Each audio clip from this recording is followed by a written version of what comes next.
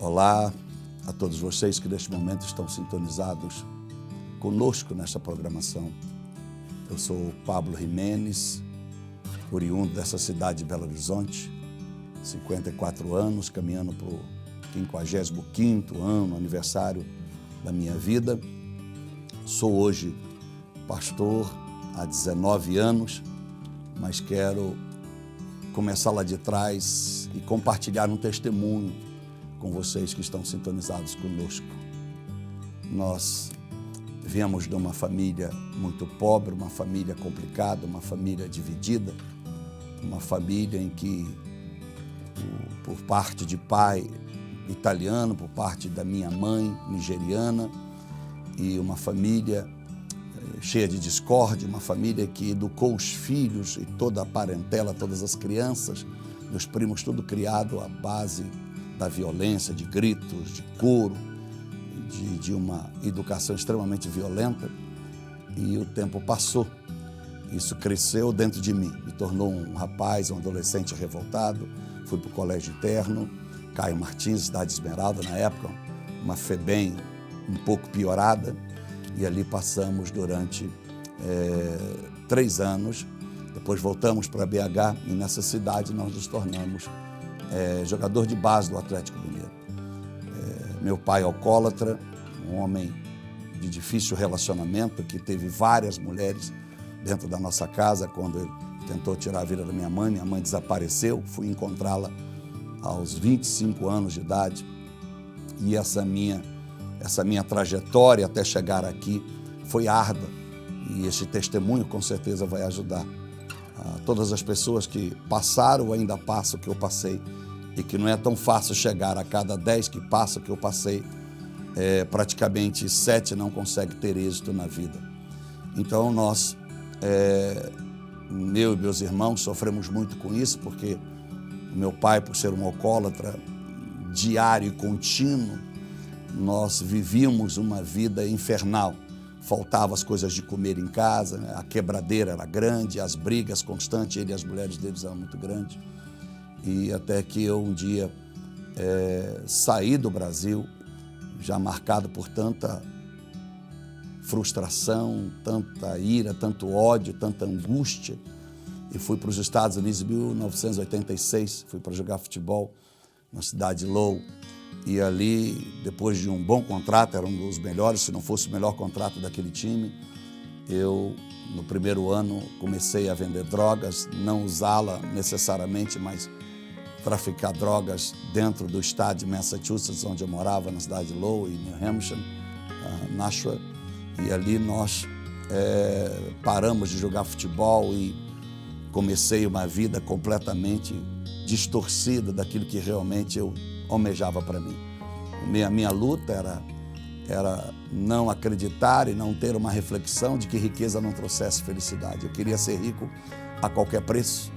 Então, na minha vida, eu pensava que o dinheiro ia resolver o problema. Com drogas, ganhei muito dinheiro, levei o meu pai para o México, levei meu pai para os Estados Unidos. Era o sonho dele conhecer o México, porque todos os meus irmãos, mais 3 irmãos, têm nomes mexicanos, a Seves Mejias, o outro Aguilares, o quarto, que é o mais novo, o primogênito, quer dizer, o último, né? Que nasceu, Juan, de 20 e poucos anos, é Juan Fernandes. Então, todos os nomes com linhagem mexicana. Então, realizei o sonho do meu pai, os sonhos meus, e morava muito bem, até que um dia eu, incomodado com essa situação, que eu seria preso, incomodado que o FBI já estava de olho em mim, na verdade estava, e foi na época da ascensão do Pablo Escobar, na década de 80, e o FBI tinha já 6 meses estudado, e houve a grande apreensão de homens e mulheres na América, logo quando eu retornei ao Brasil. Em 88, foi preso centenas de pessoas no mesmo horário, no mesmo dia, em vários estados americanos. E eu creio que, por divina revelação e sentimento, senti que era o momento de parar. Depois de negociar quilos de droga, de cocaína, eu peguei o avião, retornei ao Brasil, e 2 dias depois se bateu na casa de vários traficantes, de várias pessoas, e foi algo que notório no mundo inteiro. Voltei para o Brasil, casei com a pessoa que eu imaginava que seria a melhor opção para mim, a pessoa que eu amava carnalmente, e depois voltei para os Estados Unidos, alguns meses depois, mas decidido a não mais mexer com drogas. O aconselhamento era que eu não voltasse, porque o meu nome deveria estar na lista do FBI, mas naquela época era muito mais rígido como é agora, de forma em que se não tivesse pego algo na minha casa, nas minhas mãos, em flagrante, por mais que tivesse qualquer gravação telefônica, embora eu já não usava telefone, já tinha telefone celular no meu carro, mas eu não usava telefone, algo também divino, porque todos usavam telefone e eu já tinha em mim que usar telefone era a porta de cadeia. Então, todos achavam que eu não deveria voltar, mas eu voltei, graças a Deus, nunca fui preso, nunca fui chamado na polícia lá, nunca tive problema, as suspeitas ecoaram, foram embora e aí comecei uma nova vida. Não foi fácil essa nova vida, porque agora tem que começar do zero. E o meu casamento ruiu, porque a minha então esposa descobriu que o dinheiro que tinha sobre as minhas posses não era de coisa legal, acabou o casamento e achei que seria bom nas 2 primeiras semanas, até que eu lembrei do testemunho do Samuel, o irmão que pregava sempre Jesus para mim. E esse Samuel disse que um dia eu seria um grande profeta. Eu trabalhava na Vigo, uma empresa que enviava dólares de brasileiros para o Brasil, e eu sempre ria daquela situação, embora sabia que ele era um homem sério, mas eu não conseguia me ver cristão com uma só mulher, sem poder ter uma vida normal, uma vida mundana, até que quando a minha então esposa me deixou nos Estados Unidos e veio embora para o Brasil, no 15º dia mais ou menos, eu lembrei do Samuel. Chorei muito e lembrei de toda a história dos meus pais. Pais violentos, as minhas tias, o meu avô morou há 40 anos na mesma casa, dormindo em quarto separado, em cama separada, não falava com a minha avó. Então, algo entrou no meu coração. Numa daquelas madrugadas, eu chorei muito e disse, eu preciso desse Jesus, que o Samuel disse que cura, que liberta, que restaura a família, que a gente pode prosperar sem ilegalidade. Então, saí de casa no domingo pela manhã, achei uma igreja americana, a primeira igreja batista da cidade de Lowell.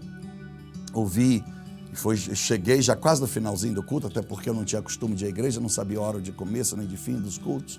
Estava cantando Amazing Grace, tocou muito o meu coração, aí chorava muito, fui abraçado por uns 4, 5 americanos e americanas, mas o vazio continuava, eu queria mais, eu queria abrir meu coração, queria pedir socorro para restaurar a minha família e também me dar um norte na vida. O que eu vou fazer agora?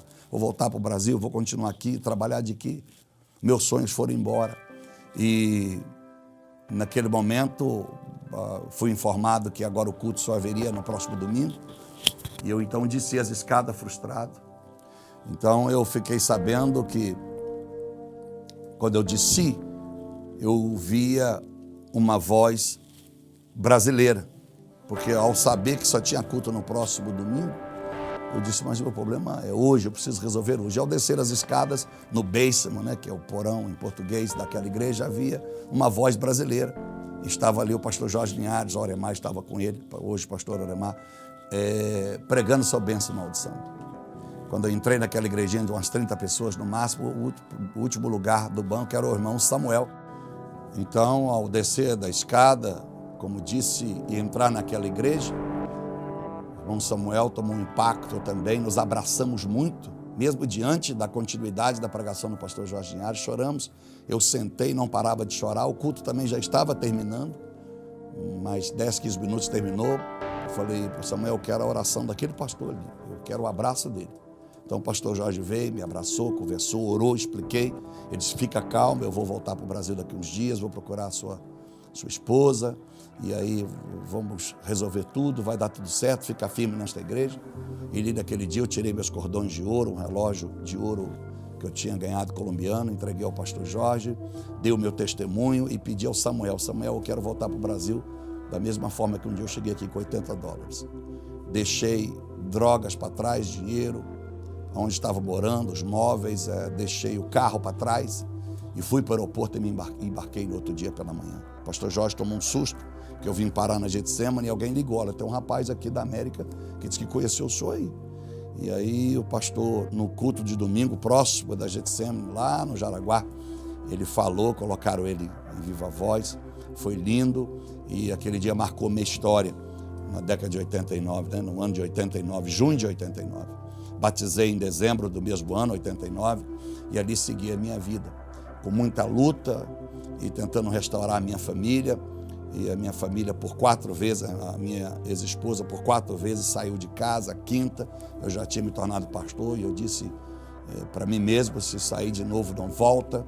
Era uma luta muito grande, porque quando a gente casa, quando você contrai família e quer realizar algo familiar sem os princípios de Deus é difícil. Nosso namoro foi sempre sobre erros, ela tentou suicídio quando eu terminei isso no noivado, então era muito ciúme, muita briga, ela tinha um ciúme terrível e eu não levava desaforo porque era oriundo da minha família, bate e rebate, e então o nosso casamento foi 13 anos de desgraça, 13 anos de muita luta. O que sobrou de tudo isso foi a nossa filha, de hoje 25 anos, Alissa, que realizo o casamento dela no próximo dia 16 de dezembro. E agradeço a Deus, hoje a Andréia, minha ex-esposa, me chama de pastor, me trata tão bem, já é casada, né? Eu continuo sozinho, buscando ao Senhor e sabendo que se é o momento de Deus para isso, vai acontecer. Se não, vou continuar me guardando como Paulo em 1 Coríntios 7, para que o nome do Senhor seja glorificado. Viver Mateus 19, uns se fazem eunucos, outros foram feitos eunucos, outros nasceram eunucos. Ainda não sei se me fizeram eunuco, se eu me fiz ou se eu nasci para isso. O certo é que são 19 anos hoje de pastor, mas para chegar aqui, para minha conversão, eu passei por muitos delitos morais, delinquentes, não só na vida profissional, vida pessoal, no tratamento ao próximo. Eu vivi uma vida em que, por mais que Jesus estivesse em mim, por mais que eu conhecesse a palavra, havia um leão dentro de mim, indomável, que ao tocar nele, a agressividade era algo muito claro. Então eu soneguei impostos, muito impostos, tanto na minha primeira experiência com cosmético, pra você ter uma ideia, eu que sempre tinha jogado futebol, não tinha trabalhado, uma experiência de trabalho foi como trabalhador de uma empresa de construção nos Estados Unidos, mas bem rápido, porque logo envolvi nas drogas, então praticamente não tive experiência de trabalho físico, empregado de alguém, funcionário de alguma empresa. Então eu montei uma indústria de cosméticos aqui, em poucas semanas eu já estava vendendo carretas. Até o pastor Jorge Diário citou na última pregação que fizemos aqui no domingo à noite, aqui nessa igreja. E logo depois eu quis voltar ao futebol, o pastor me aconselhou, o Paulão, que jogou no Cruzeiro, depois foi para o Atlético Mineiro, seleção brasileira, e outros achavam que eu tinha condições de retornar ao futebol. Por fim não deu certo, aí eu fui para a Tailândia, enviado pelo então irmão Gentil, que hoje é pastor Gentil, que me deu $20 mil de pedra, e o dinheiro daí, a passagem, um dinheiro, para me ficar $500, e aqueles dias ali na Tailândia, foi glorioso, vendi tudo, conheci um alemão que me encaminhou para um time de futebol e as portas se abriram. Em 10 meses da Tailândia eu ganhei dinheiro que eu não tinha ganhado ao longo da minha vida. E comprei o meu primeiro imóvel no Brasil, aqui em Belo Horizonte, mas a minha vida ímpia, a minha vida mundana era real. Embora as pessoas olhassem para mim, principalmente dentro da igreja, e não conseguia ver esse segundo lado meu. As pessoas olhavam, a gente na igreja tem o costume de se comportar como crente. Igreja é Bíblia de crente, é roupa de crente, mas é lá fora que a gente conhece. Ao terminar do culto, até o próximo que você conhece o caráter das pessoas. Então minha vida não dava certo. Quando eu crescia financeiramente, meu casamento declinava. Quando meu casamento parecia que ia bem, eu começava a passar luta na vida financeira. Então as coisas não encaixavam-se. E voltei da Tailândia, e a minha ex-esposa, então, não queria mais também morar na Tailândia, tinha dificuldade do inglês, ela tinha dificuldade de aprender tailandês.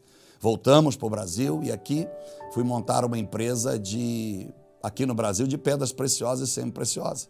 Morando aqui e viajando, a cada 15 dias para Hong Kong, para a China, para Malásia, para Taipei, enfim. E ganhamos muito dinheiro, até que eu determinei que eu teria que parar de viajar e ficar mais com minha esposa e tentar restaurar essa família. Nada dava certo. Eu participava de encontro de casais aqui, não dava certo. Eu participava de cultos que às vezes acontecia, raramente, mas acontecia na minha casa, ou comecei ao monte, nada dava certo. Veio uma pastora americana, Debbie Borrock, da Pensilvânia, Filadélfia, e foi ela que foi usada aqui nesta igreja para dizer que Deus me usaria como um grande profeta um dia, que Deus me daria muito dinheiro, mas que Deus me cobraria muito, que eu era um escolhido de Deus. Eu gostei da parte financeira, mas não da parte de profeta, até porque eu não ouvia muito esta palavra, eu ouvia a palavra pastor, profeta. Qual a diferença de pastor para profeta?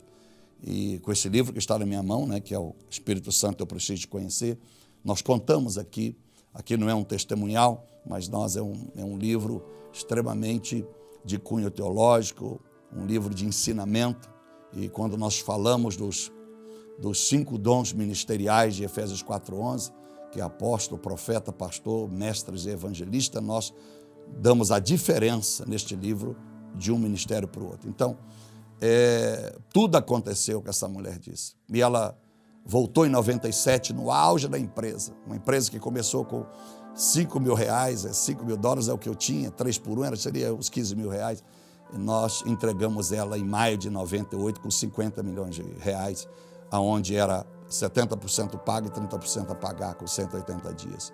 Mas devendo muito imposto, porque sonegávamos muito imposto. Quando eu estava entregando a empresa, nós estávamos comprando precatórios, e até legais, comprando terras para poder pagar impostos, e nisso eu faturei muito, cresci muito aí. Mas foi quando as palavras desta pregadora e o próprio Espírito Santo começou a me incomodar. Aquilo não estava certo, o que eu fazia não estava legal. E um dia encontrei em Deuteronômio capítulo 8, verso 17, quando a Bíblia disse que o povo hebreu, tão murmurador, tão blasfemador, tão adverso às leis de Deus, prosperaram tremendamente, muito. Mas esse mesmo povo, que estava rico e próspero, foi o mesmo povo do Salmo 95, 10 e 11, que Deus disse, embora estive irado com este povo 40 anos, foi o povo que prosperou, quer dizer, Deus irado permitiu que prosperasse, eu prometi a mim mesmo que eles não entrariam no meu descanso. Não basta sair do Egito e não entrar em Canaã. Não basta estar na igreja e o mundo não sair de si.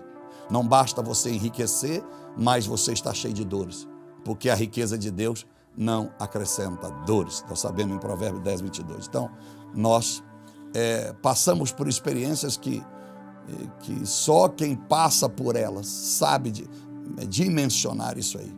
E as pessoas do lado de fora, o que me intrigava é que elas não pressentiam, não sabiam, não discerniam o que estava dentro de mim. Embora alguma meia dúzia pudesse me chamar de arrogante, de prepotente, e às vezes a gente confunde o estágio de um homem que cresce muito financeiramente, em que as suas responsabilidades aumentam muito, a pressão é muito grande.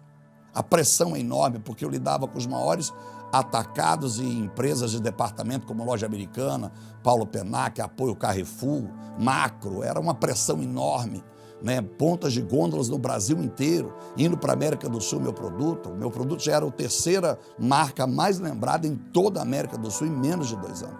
Então isso me fazia ser uma pessoa retraída, mas as pessoas, muitas vezes sem até perceber, inconsciente, sentimento de inveja, me olhava como arrogante, mas não tinha nada disso. Porque eu sempre digo para algumas pessoas, como eu podia ser um cara arrogante, prepotente, de nariz em pé, se eu todo sábado eu pegava o meu ônibus, eu comprei um ônibus Marco Polo de viagem, fiz um motorhome e ia todo final de semana para a praça estação dar banho em mendigo, lavar feridas de mendigo, mendigos todos cheios de fezes, e de lá ia sempre para os presídios, para as cadeias, fazer um trabalho com o presídio, como alguém que seja arrogante iria fazer esse trabalho lá. E ganhando almas, e fazia questão de comprar com o meu recurso, roupas novas, tudo novo, eu nunca dei nada usado para mendigo. Dentro do presídio eu levava pasta de dente para eles, escova de dente, produtos de higiene para eles, de primeira necessidade. Então, mas as pessoas tinham essa visão minha. Então, cresci muito, comprei uma mega mansão, uma casa que o pastor Jorge Linhares tinha prazer de testemunhar, que o membro da sua igreja, Deus estava abençoando, Deus estava fazendo prosperar. Quando eu vi um pregador grande ou famoso, assim, vou colocar fama, porque alcançou por notoriedade, por causa da graça de Deus, né? E o pastor fazia questão de levar na minha casa para almoçar, para passar uns minutos ali para mostrar o que Deus havia feito. E ajudamos muito o Silas, naquela época, o pastor Silas, o irmão do Silas foi meu gerente regional no Rio de Janeiro. Durante um tempo ajudei muitos de que eles estavam desempregados, e o pastor Jorge me pediu que eu fizesse essa gentileza ao pastor Silas Malafaia. Mas no momento em que nós nos tornamos pastor, que chegou a hora de cumprir, depois no auge da minha vida, vendo que meu casamento não ia para frente, acabando de chegar de Miami, de uma viagem dos Estados Unidos, onde eu gastei $50 mil em menos de 13 dias, e eu percebi que a tristeza continuava. Já tinha colocado seguranças armadas na minha casa 24 horas, segurança na porta da escola Getsemane, porque eu imaginava que essa tristeza era porque estava havendo uma sequência de sequestros muito grande no Brasil. Eu disse, vão sequestrar eu, a minha filha ou a Andréia. E aquela tristeza continuava. Fui para o monte, chegava ao monte 11 da noite, saía 7 da manhã, dia após dia após dia, noite após noite. Chegava na minha empresa, me trancava e ficava ali às vezes chorando, pensando o que é que está acontecendo comigo, será que chegou a hora da minha morte? Eu não sei, minha saúde boa, mas algo era inexplicável, e na verdade era o chamado de Deus. Era algo que era a briga, né? Romanos 6, também Romanos 7, num é o espírito brigando, a carne brigando com o espírito, no outro o espírito brigando com a carne, e no capítulo 8 o espírito vencendo a carne. Então, mas eu não tinha esse entendimento. Eu li então um livro novamente do Bom Dia Espírito Santo do Benihim, e quando eu li aquele livro eu disse, não, esse é meu chamado. Então entreguei toda a empresa, meu casamento falido, tentando recuperar primeiro o meu casamento, quero tirar 3 meses de férias, foi esse o meu pensamento, e vou dedicar a Deus ao meu casamento. Desses 3 meses, os coreanos defraudaram documentos e levaram N carretas, muitas carretas, para o Paraguai durante a noite, e deixaram a empresa com um rombo muito grande, e já era o preço, a ira de Satanás, como que Satanás dissesse para mim, você foi meu sócio até aqui, agora você vai me deixar para servir a Deus, vai lhe custar um preço. Então foi um preço amargo, que até hoje ainda colho alguns frutos disso aí, mas eu estava decidido a ser pastor e construir uma igreja, que hoje está com a Lagoinha, numa célula da Lagoinha, no bairro São Bento, rua Júlio Bueno. Construí uma igreja para quase 1.500 pessoas, muito linda. Gastamos 14 dias com 35 homens trabalhando dia e noite dentro daquele lugar. Inauguramos no 15 de novembro, às 8h30 da manhã, terminando de colar o carpete. Era uma igreja muito moderna, mais de $50 mil em aparelho de som, MD, que não existia na época nas igrejas, gravava tudo em MD, meus microfones eram todos sem fio, você não via bateria eletrônica, e ali comecei, e tentando, com aquela nova vida, também salvar meu casamento. Não deu certo. 2001, meu casamento ruiu definitivamente, daí divorciado até hoje, 2017, e fui para o mundo pregar o Evangelho. Voltei para a América, ali cooperando com o pastor Ariel de Jesus, e me filiei à igreja All Grace Harvest Church, uma igreja afro-americana, em um bairro só de negros, Hyde Park, e ali começamos uma nova vida. Noites e dias trancado num quarto pastoral na igreja, e em Massachusetts, naquela época, no início de 2000 até 2008, até 2007, foi a época dos maiores vendavais, das maiores nevastas nos Estados Unidos. Foi naquela época. Então, eu morava, não tinha carro, então não tinha como sair, ficava ali, tinha que orar e ler Bíblia 24 horas. Foi uma experiência grande, foi onde eu amadureci o Espírito Santo na minha vida. Comecei a mudar, embora agora eu já pecava, mas sabendo que eu estava pecando. Qualquer palavra que eu dissesse, qualquer pensamento que eu tivesse que não era de Deus, eu sabia dentro de mim. Agora eu tinha convicção, porque um dia o Espírito falou, daqui para frente, se você vai errar, porque você quer. Daqui para frente a cobrança será maior. Você nunca errará agora por inocência. Então eu passava a viver agora uma luta interna, porque agora os meus erros não eram mais inconscientes. Todos eram conscientes, embora eu lutava para não cometê-los. O tempo foi passando, os anos foi passando. Em 2010, eu, depois de viajar de segunda a segunda em aviões, em nações, em cidades, então chegou um ponto de eu ter que levar as minhas roupas para a lavanderia no próprio hotel, na manhã, para que me entregasse urgentemente, pagasse o dobro para que eu pudesse pegar o avião no final da noite para outra cidade, e assim foi. Aí eu percebi que eu estava sendo muito usado para abençoar pessoas, mas faltava cuidar da minha própria alma. Resolvi rever o meu conceito de agenda de fama de sucesso. E aí veio um grande desastre na minha vida, nesse meio tempo, que foi em 2006, que pressionado pelas Assembleias de Deus, hoje eu sou pastor das Assembleias de Deus, da Convenção Geral CGDB, e por ser a DIF Brasília, uma convenção mais rígida e mais de um clero mais intelectual no Brasil, pelos números de desembargadores, juízes, por causa de Brasília, e dizendo todos eles que eu era um grande pregador, que Deus ia me usar muito, mas que eu, sem esposa, não teria futuro neste país. E eu fui casar com a filha de um pastor. E ele, não quero culpá-lo, nem ele, nem a filha, mas o erro foi meu, de ceder às pressões e achar que o novo casamento resolveria o problema da minha agenda, e resolveria o problema diante dos olhos do povo, que olhava para mim com um bom terno, um bom perfume, que eu seria um perigo nas igrejas. Qualquer hora uma mulher daquela casada ia me seduzir ou ia seduzi-las, e começou a acontecer isso. Muitos pastores tinham dificuldade de me convidar, porque quando eu chegava na igreja dele, havia uma procura muito grande do gabinete. Esse homem é solteiro, pastor, ora para que Deus nos una, para que a gente case. Isso começou a virar uma febre, isso começou a me atormentar a minha vida. Eu não tinha mais paz. Não tinha mais paz, porque aonde eu chegava, eu sabia que na frente as mulheres sentadas foram escolhidas ou pelo pastor, infelizmente, ou por alguém maligno que colocou elas lá, para me seduzir ou para chamar minha atenção e para que eu pensasse que uma daquelas seria a minha esposa escolhida por Deus. Casei e o casamento só durou um dia. Só durou um dia, foi um casamento, mega casamento, na praia de Balneário Camboriú, vários convidados da América, do Canadá, do Brasil, noticiado, né? E foi um desastre na minha vida, porque ela, na hora, ficamos um ano em relacionamento distante, eu na América, ela era de Balneário, e ela parecia que era realmente uma mulher perfeita. Talvez o meu erro de estar procurando a mulher perfeita é, primeiro, não ter descoberto que eu precisava ser perfeito para mim mesmo. E perfeito diante de Deus. Enfim, esse casamento, no dia que eu casei, ela gritou pela primeira vez, berrou comigo, no quarto do hotel, saindo para a lua de mel em Cancún, que eu não devia dar mais dinheiro para a mãe da minha filha. Mas berrava como se ela tivesse tomado alguma culpa, sendo louca. Eu tomei um impacto daquilo, porque o meu casamento com a Andréia, com a mãe da minha filha, tudo foi à base de grito. Eu não imaginava nunca mais.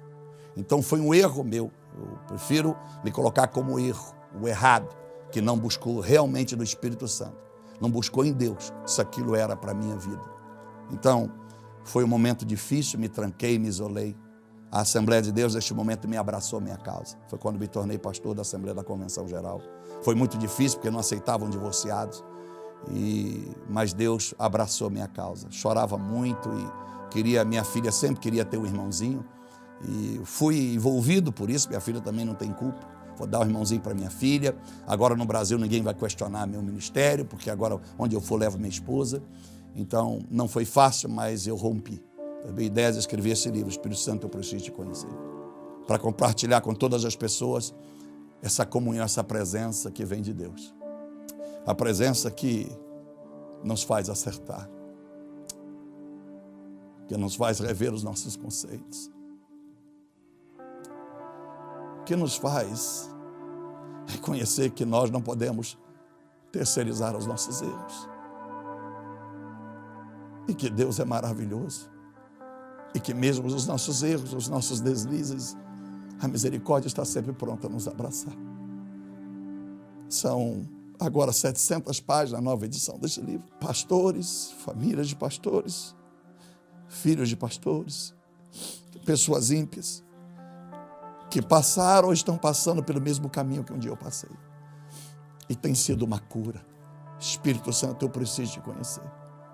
Benihim um dia disse, bom dia, Espírito Santo. Seja bem-vindo na minha vida. Ele estava bem espiritualmente, a integridade e a moral de Benihim era diferente da minha. Era um homem muito sério. Mas a minha estava no mais baixo nível. Então eu disse, Espírito Santo, se isso tudo que o Benihim fala, o Dei Poyong Chu fala, é verdade, eu preciso te conhecer. Fala comigo. Ele começou a falar. Entrava no quarto quinta, saía num domingo.